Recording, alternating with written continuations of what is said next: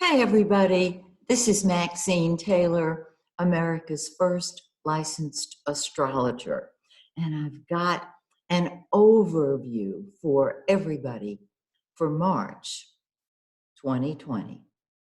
Now, most of you who are familiar with astrology know that Mercury has been retrograde. Well, it's going to go direct on the 10th. Yay! And I know some of you have been counting the days. Well, don't get too excited, okay? Because we will be in the shadow of the retrograde Mercury until March 29th. Now, let me explain what this means. Yes, on the 10th, Mercury goes direct. However, when it's in the shadow, we still feel what I call the remnants of the retrograde Mercury. Before I knew that it was called the shadow, I'd call it the remnants. And so actually, once Mercury goes direct, you can, of course, begin new projects. However, my suggestion would be, if possible, that you wait until March 29th, because things will be easier after that. You'll get it done if you started on the during the shadow, but there may be glitches that you have to go through. Just a suggestion. Okay. Now, on March 9th, the day before Mercury goes direct, we've got a full moon.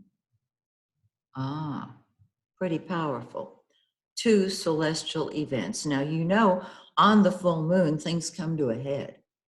And this can be wonderful if you've been working at a project, if you've started something, you want to get it done, whatever.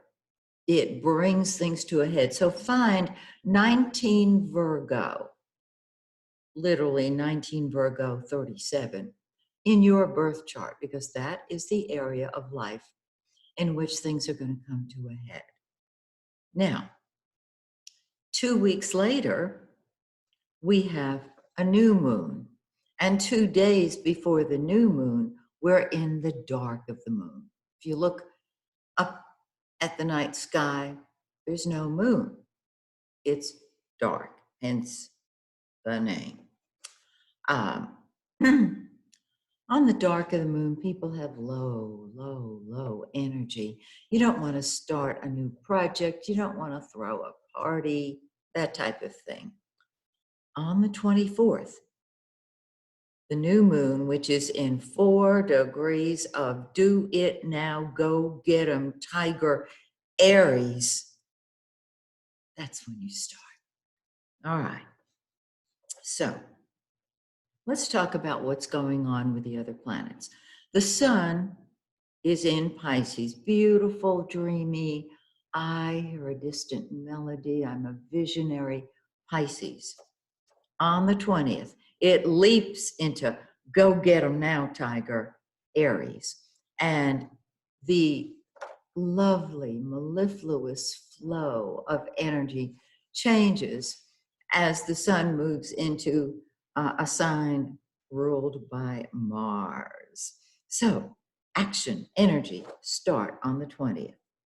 Now, Venus, the planet of love and beauty, is already in Aries until the 5th, when it enters its own sign, Taurus. And when that happens, everybody says, let's enjoy life. Let's relax. Let's eat. Let's watch TV. Let's enjoy the bounty that God brings us. So it's a much different loving feeling.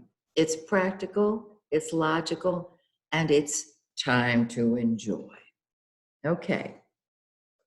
Mars starts the month and continues the month in I don't mope, I don't hope, I cope, Capricorn. And so our energy is very practically channeled. However, on the 31st, it moves into Aquarius. And look out, because Aquarius is ruled, one of its rulers is Uranus. And so Mars can explode forward in Aquarius. Now, Mercury, of course, is in Pisces until the 3rd. Now, it's retrograde during this time. On the 3rd, it backs into Aquarius.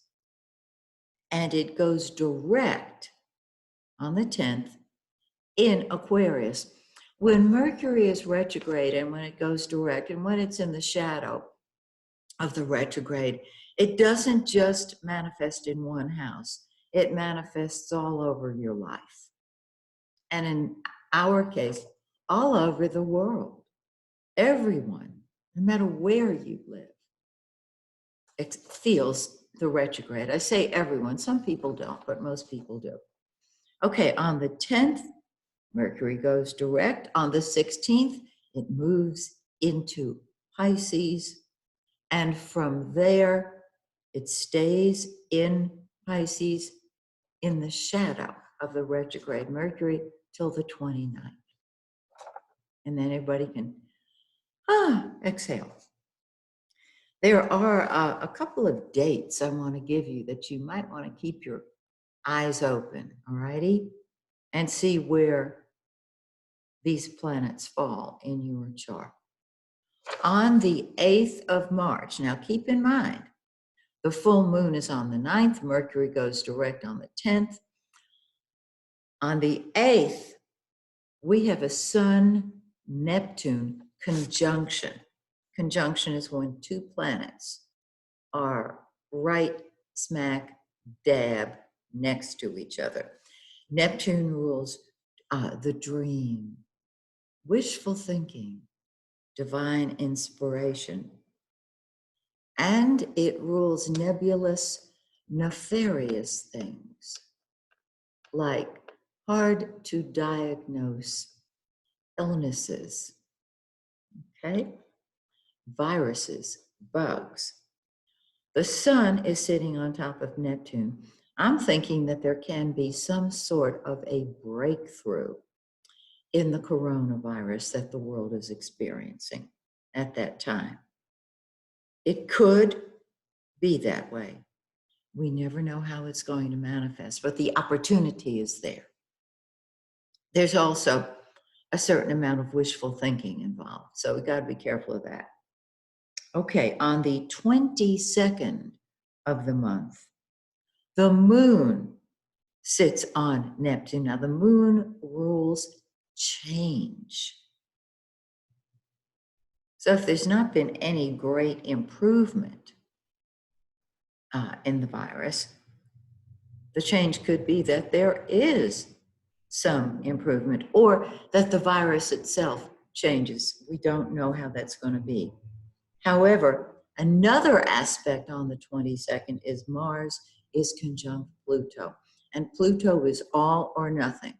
When it rips, it just takes everything down. Mars is passion, action, anger, energy. Very interesting. And the final few days I want to mention to you are the 29th to the 31st, when Jupiter, the great benefic, it blesses what it touches. Unless it just touches it, because Jupiter is a lot of.